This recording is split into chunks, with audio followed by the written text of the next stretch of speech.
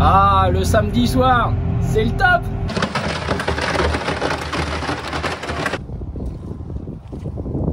Bon les amis, il faut quand même qu'on soit motivé, hein. 3h30 du matin, il est 7h du matin et donc je termine. Ah, la rosée. Voilà, donc on voit que ça va se défaire tout seul. Alors les amis, je vous résume la situation. Ah, vous êtes d'accord avec moi? Avec des gens qui usent leur labour tout blanc. Quelques jours seulement, on se plaignait de l'excès d'eau. Enfin bref, c'est notre agriculture qui dérive gentiment. Mais ça, c'est pas le plus important. Chacun à son petit niveau doit essayer d'améliorer les choses. Déjà qu'on va faire de l'orge de printemps au mois d'avril. Bon, hein, faut pas trop faire les malins, faut faire ça le mieux possible.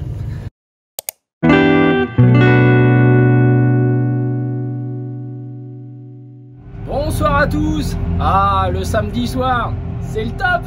Alors une petite pensée à tous les agriculteurs de France qui doivent être nombreux à essayer de trouver des créneaux pour intervenir, pour protéger leur culture. Alors une petite pensée pour vous les amis, et puis je vous souhaite bon courage. Peut-être qu'on aura toute la nuit pour faire des belles choses et sentir qu'on intervient dans les meilleures conditions possibles pour mettre le moins de produits phytosanitaires possible. Et aussi, si on fait de la nutrition, améliorer les assimilations et la valorisation de ce que l'on fait. Donc c'est pas facile, mais c'est comme ça, hein. Donc ça, le climat, on a signé avec, ça fait partie de notre métier. Alors je vous souhaite à tous un bon courage et je vous dis à bientôt.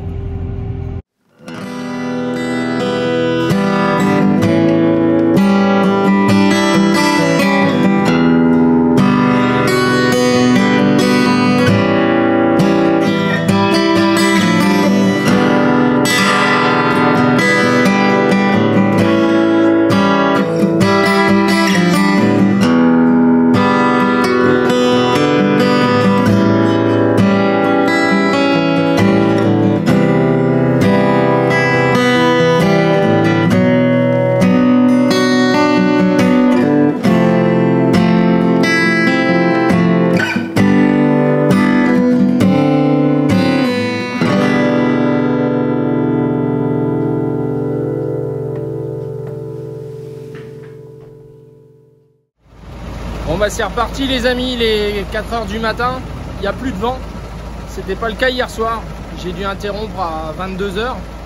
Donc en route pour aller voir les colzas. Alors pas de vent ce matin, contrairement à hier soir. Mais quelques petites gouttes qui tombent, vraiment pas méchant, mais comme quoi le temps n'a pas encore basculé du bon côté. Là les colzas sont très hauts ici sur cette ferme. On va sûrement faire quelques dégâts.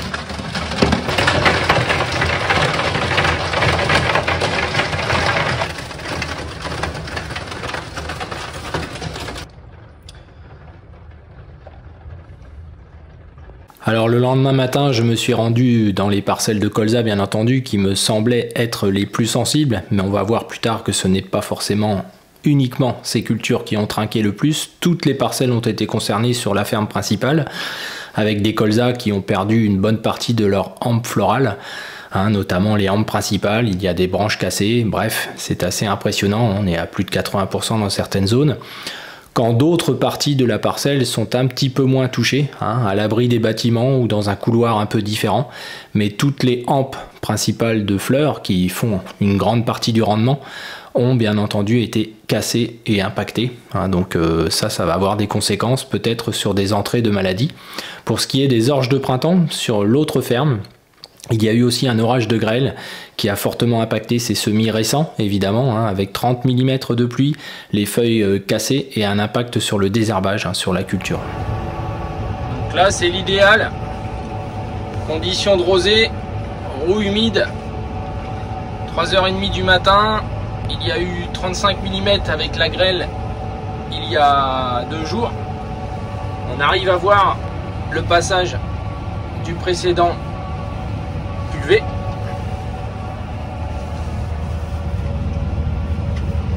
Évidemment, pas de vent. Tout ce qu'il faut normalement. Bon les amis, il faut quand même qu'on soit motivé. Hein, je sais pas ce que vous en pensez. Donc là, la grêle me pousse un petit peu à réagir. Je voulais sauter ce fongicide là, car les cultures sont saines. Mais je crains la propagation de maladies liées aux impacts de grêle, à la fente des feuilles. Donc là, j'applique aussi un oligo-élément avec mon fongicide, du cuivre, entre autres, à petite dose, mais pour essayer de cicatriser. Il aurait fallu le faire le lendemain, mais bon, après 35 mm, on n'avait pas envie non plus. Voilà, on a nettoyé le matériel, donc il va rester propre, c'est déjà pas mal. Alors c'est dans ces conditions qu'on voit tout l'intérêt d'un sol qui respire, bien sûr, mais aussi, vous voyez, du jalonnage qui n'existe pas, en fait, où il y a les rangs des cultures qui sont encore dans les roues de traitement, et ça permet de ne pas avoir de contact, finalement, avec le sol. Ça ressuie mieux, et ça évite bien la patouille, hein. Et ça, c'est pas si mal, surtout par les conditions actuelles.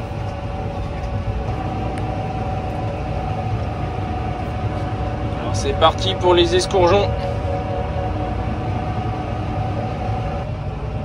Ah, la rosée.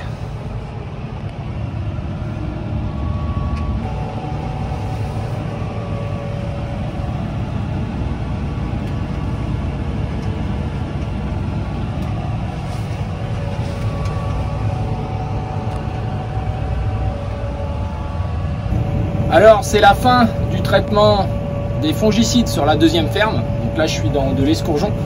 Il est 7 h du matin et donc je termine pour essayer de passer à autre chose. Mais comme on a pris 35 mm, plus de la grêle, etc., je pense que pour cette semaine, donc on est vendredi aujourd'hui, je ne pense pas que je pourrais attaquer à préparer un petit lit de semences. Ça me semble trop juste. Je vois beaucoup de monde qui intervient dans beaucoup de régions, puisque hier j'étais dans la Marne toute la journée. Et je pense que souvent c'est trop juste, et surtout à la vitesse où ça sèche, c'est pas bon, je pense, de reprendre des sols trop justes qui vont sécher très vite. Au niveau apparence, on va arriver à quelque chose, encore une fois, comme chaque année, mais concernant les sols, c'est pas l'idéal. Donc justement, on va en parler dans une parcelle. Alors là, on est sur la deuxième ferme pour aller évaluer à la bêche si je peux intervenir pour créer mon petit lit de semences pour faire les 13 hectares d'orge de printemps qui me restent dans des sols humides, drainés en partie. Alors c'était derrière tournesol, on a juste fait un passage de disque. Voilà, à défaut de faire un couvert végétal, comme on avait déjà vu sur les semis d'orge de printemps qui ont déjà été faits. Je vous rappelle, il y a eu 35 mm avec de la grêle, encore plus sur nos orges de printemps, que vous avez vu tout à l'heure. Donc là j'évalue ça, si dans les zones un peu plus colorées, là ça fait du bon travail. Et je pense que la structure doit pas être mal, en dessous en tout cas, parce que le dessus il a forcément un peu pris cher. Allez, on y va. Alors après 35 mm et de la grêle,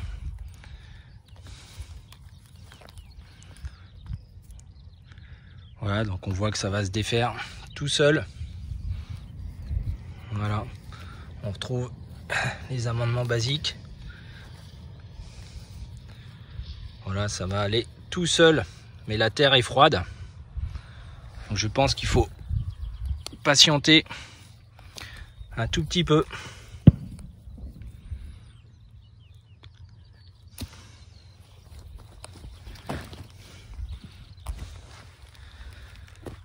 va continuer d'aller regarder dans les zones les plus humides. On voit hein, à la couleur de la terre. Je pense que demain, ça va être bon. Dès qu'il y a une belle structure, ça va toujours tout seul. Enfin, tout seul. Ça va mieux.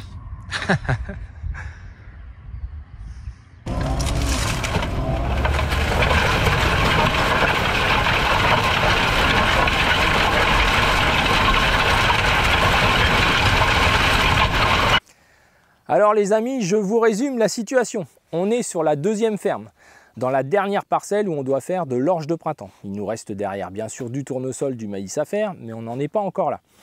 Entre tout ça, on a pris un épisode de grêle, vous n'êtes pas sans le savoir, sur la ferme principale qui a fait du dégât sur 100% des cultures. Alors on n'est pas à 100% de dégâts, on va voir ça lundi d'ailleurs avec les experts. On est aujourd'hui dimanche. Et sur la deuxième ferme, là où il y avait les colzas, il n'y a pas eu de grêle, mais il y a eu une trentaine de millimètres, dans la parcelle où je me trouve aussi. Par contre, les orges de printemps semées dans les parcelles caillouteuses, qu'on avait vues la dernière fois, elles, malheureusement, ont été grêlées. Évidemment, les 30 mm font que les désherbants agissent très fort. Donc là, elles sont un peu blanches, elles sont en train de se retaper grâce aux chaleurs. Et ça devrait pas trop mal se passer, même s'il y a des ronds où, évidemment, elle a pourri, puisqu'elle n'a pas eu le temps de lever, qu'elle était déjà avec de l'eau tous les jours. Donc ça, c'est pas le top. Alors ici, on est dans une ancienne parcelle de tournesol. On a vu avec la bêche que la structure du dessous est plutôt pas mal. La question qu'on peut se poser, c'est pourquoi travailler la terre? C'est toujours la même question, mais pourquoi travailler la terre? Alors c'est vrai, on pourrait s'interroger, mais il y a plusieurs raisons. Déjà d'une, le sol a été à nu tout l'hiver, et on voit que la structure a quand même un peu pris cher. On a vu qu'en dessous c'était pas mal, mais forcément pas de protection, pas de plantes, on n'est pas différent des autres. Même si on sent que ça se revigore. Parcelle très longue avec au bout des cailloux, au milieu des grosses argiles et des mouillères. Habituellement, j'ai fait 2 fois des cultures de printemps en 12 ans que je suis ici dans cette parcelle. Et c'est vrai qu'au printemps, les premières années, j'ai failli y rester plusieurs fois. Je ne pouvais pas semer quasiment toute cette partie-là. Hein, et les bouts, c'était possible. Alors c'était compliqué. Et bien là, on voit quand même une évolution, comme je vous disais. Hein, je sens que cette année, ça frissonne. Ça passe tout seul. Évidemment, j'ai été patient. Hein, en orge de printemps, j'ai été patient. Par contre, ça fait une structure assez grossière, forcément. Hein, c'est assez siliceux, les taux d'argile varient évidemment dans les mouillères, on monte à 25-30, là on est plutôt près des 10-15. Donc personnellement, vous voyez, je trouve ça moyen. Si je venais qu'avec mon semoir à dents, évidemment je ne referais pas la structure, je ne diluerais pas l'acidité qu'il y a, et je ne ferais pas l'aspect désherbage que je souhaite faire, en attendant une intervention ultérieure pour gérer les chardons facilement dans l'orge de printemps, gérer les matricaires qui ont repoussé, ça c'est un petit signe d'acidité. Donc vous voyez, de rediluer un peu la terre, voilà. Alors je ne veux pas le faire très creux, je veux faire 7-8 cm. Le problème c'est que dans les cailloux, c'est juste, parce que ça gratte moins forcément.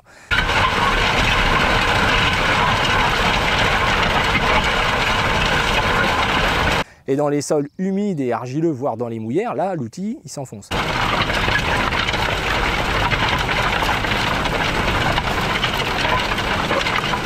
Du coup, vous savez qu'il n'a pas de roue de jauge, cet outil-là. C'est un atout, hein, puisqu'au moins on peut travailler bien comme il faut, même les coins, etc. Mais par contre, du coup, il se balade un peu, il se promène. Alors on le voit au niveau de son travail, vous voyez, ça se balade un petit peu. Et je suis moi obligé de gérer le relevage en permanence pour essayer de travailler le mieux. Alors ça me satisfait à moitié, et vous allez me dire, ah bah oui, mais alors, faut être pragmatique les amis, faut être pragmatique. Je vois qu'il y a des zones, vous voyez, qui ne sont pas bien travaillées, puisque je ne veux pas descendre trop creux dans les mouillères, je vais y rester sinon, d'accord? Donc je suis obligé de passer, et je ne veux pas aller plus creux, ça ne sert à rien. Le dessous, on a vu que c'était bien, je n'ai pas besoin de gratter plus creux. J'utilise aussi cet outil à disque, car avec les angles qu'il a, rappelez-vous, je n'ai pas de semelle. Vous avez vu, il n'y a pas eu de mouillère, tout ce qu'on a fait à l'automne qui n'a pas été touché, on l'a vu dans les semis d'orge de printemps, ça ne fait pas de semelle. C'est pas la même chose qu'après la moissonneuse-batteuse en déchômage d'été. Les outils à disque pour moi sont à proscrire l'été. D'accord? Donc j'y reviens pas, je vous mettrai les liens aussi. Donc concernant cette structure, qu'est-ce qui va se passer? C'est qu'elle va sécher rapidement parce qu'elle est grossière. On voit des zones, vous voyez, hein, même si c'est des belles mottes, on voit bien que c'est des belles mottes. Elles ne sont pas du tout anguleuses, elles ont des petits trous. Regardez-moi ça comme c'est beau. Vous voyez?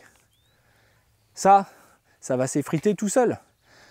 Le problème, c'est que je n'ai pas travaillé tout pareil et je veux être sûr de mon coup. Alors j'ai fait un essai, j'ai fait une passée supplémentaire pour pas que ça sèche trop vite, puisqu'en fait je ne vais pas pouvoir venir semer cet après-midi, vous en doutez bien, il faut que ça fleurisse encore, la terre est très froide, et lundi matin, j'ai les experts qui viennent. Je perds une demi-journée à faire toutes les parcelles avec eux, mais j'ai pas le choix, l'enjeu est trop important. Donc là, j'ai passé une deuxième fois.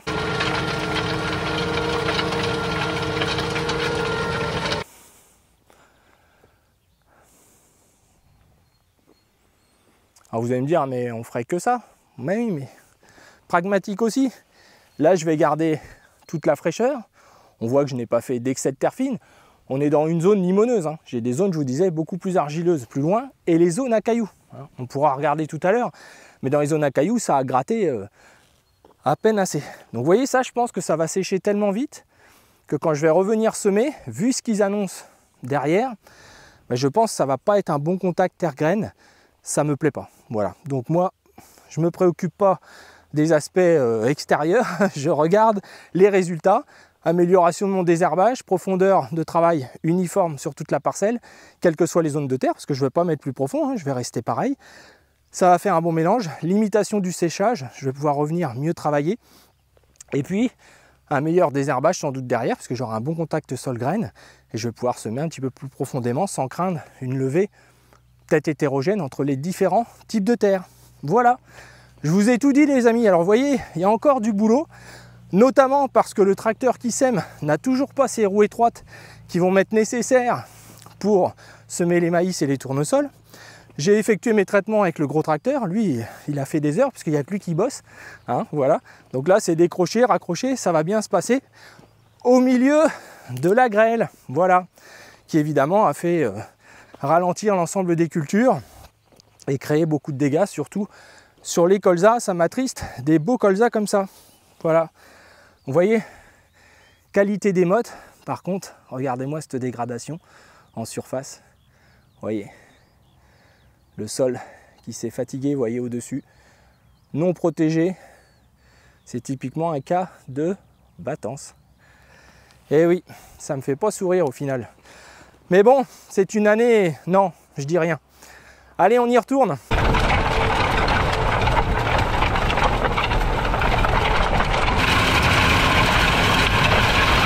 Alors je vous montre une zone justement de cailloux, hein, où le travail extérieur, comme toujours, paraît très bien. Il faut aller regarder de plus près.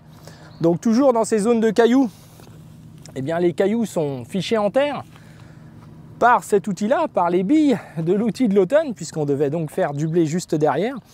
Donc un travail du sol est justifié par rapport à mon système de semis, pour ne pas casser des dents, pour aussi bien implanter. Et comme je l'ai dit, dans les zones plus limoneuses et plus argileuses, un peu refermées, c'est aussi pour rediluer l'acidité et effectuer quand même un désherbage complémentaire du désherbage chimique qui a été fait il y a déjà un petit peu et puis qui se ressalit tout doucement, plus certaines plantes qui elles ne sont pas mortes forcément comme les chardons et quelques matricaires. Alors l'idée c'est de rediluer tout ça. Donc vous allez voir, hein, le travail est assez superficiel pour pouvoir ne pas ressortir de terre encore fraîche, hein, dans les zones de mouillère aussi et ne pas y rester entre parenthèses, et puis dans les zones très argileuses. D'accord ? C'est ce qui va expliquer que peut-être je repasserai un deuxième passage, puisqu'on voit bien là qu'on est vraiment, voilà, hein, on gratouille, on permet justement à la dent de mieux travailler derrière, mais c'est pas suffisant, c'est ce qui fait les zones un peu blanches qu'on peut voir, hein, ça efface à peine les traces de roue. On voit des différenciations entre les zones de terre, évidemment.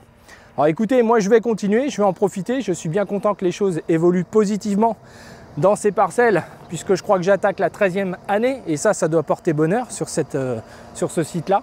Donc ça c'est plutôt positif.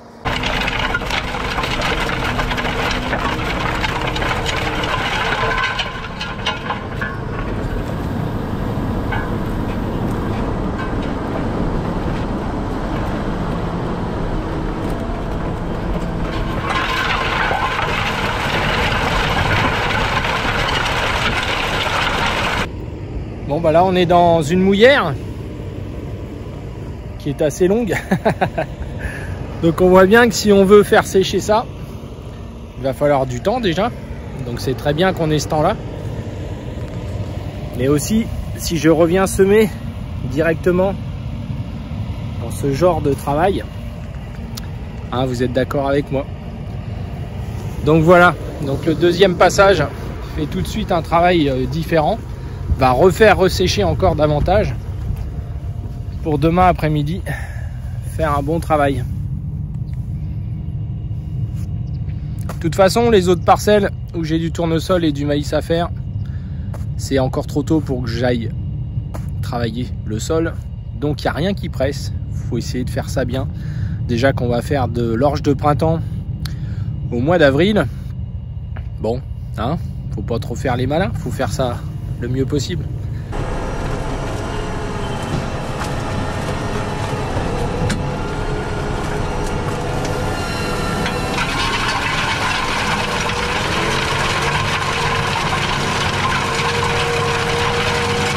Alors le lundi matin, 2 experts sont arrivés de mon assurance, 2 experts que je connais bien, ce sont 2 agriculteurs en retraite qui ne sont pas du tout de notre région, mais qui sont déjà venus pour moi il y a quelques années à l'occasion d'aléas climatiques importants comme nous le vivons beaucoup dans nos régions intermédiaires.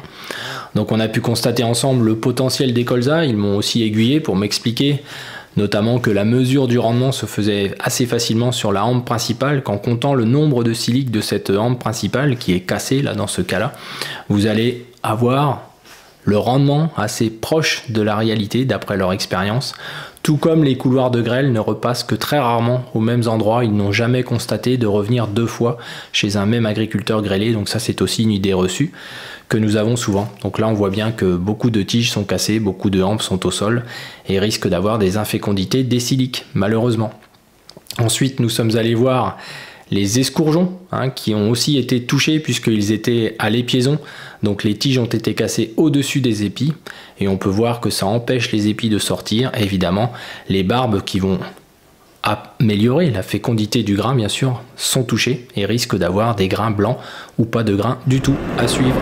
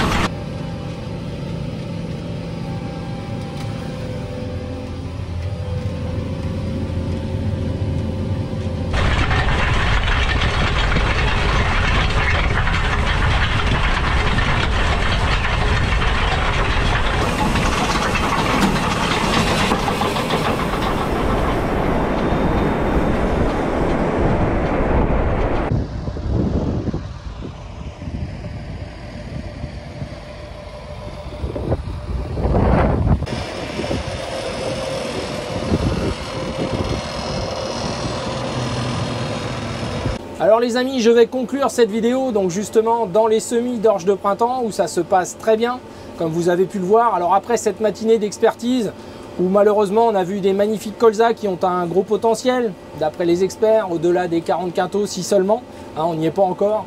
Mais malheureusement dans certaines zones c'est plus de 80% de dégâts, donc ils vont repasser dans un mois environ. Il y a aussi des dégâts sur les escourgeons hein, qui ont les épis qui ne sortent pas puisque les tiges sont cassées souvent juste au-dessus de l'épi qui était en train de sortir, hein, on a pu le voir dans la vidéo. Donc écoutez, c'est comme ça pourrait être pire. Alors essayons de travailler le mieux possible. En conclusion, je vous dirais ça, soyez patients, prenez votre temps, reprenez vos sols en les ressentant, prenez votre bêche comme beaucoup d'entre vous le font. Vraiment, ne vous précipitez pas, car quand c'est repris trop tôt, de toute façon derrière, eh bien c'est ce que font certains en ce moment. Ils passent la tourniquette à 2 km/h jusqu'à user cette bon sang de terre qui a déjà tellement souffert cet hiver. Et quel paradoxe de se retrouver dans la poussière. Hein, nous, c'est une gentille poussière, une poussière de passage, forcément, vous en doutez bien avec le vent qu'on a. Hein, si on revenait ce matin, ce serait pas pareil. Là, on voit des nuages de poussière comme en plein été, avec des gens qui usent leur labour tout blanc. On aura l'occasion d'y revenir, mais au fond, c'est un peu triste. Il y a encore quelques jours seulement, on se plaignait de l'excès d'eau. Et aujourd'hui, je pense que dans 8 jours, s'il n'y avait pas de pluie, certains se plaindront de l'excès de sécheresse peut-être. Enfin bref, c'est notre agriculture qui dérive gentiment. Alors je vous dis à tous bon courage, continuez de garder la foi parce que je sais que c'est pas facile. Certains me disent mais on envoie travailler de telle manière et puis finalement ils ont quand même du résultat alors que...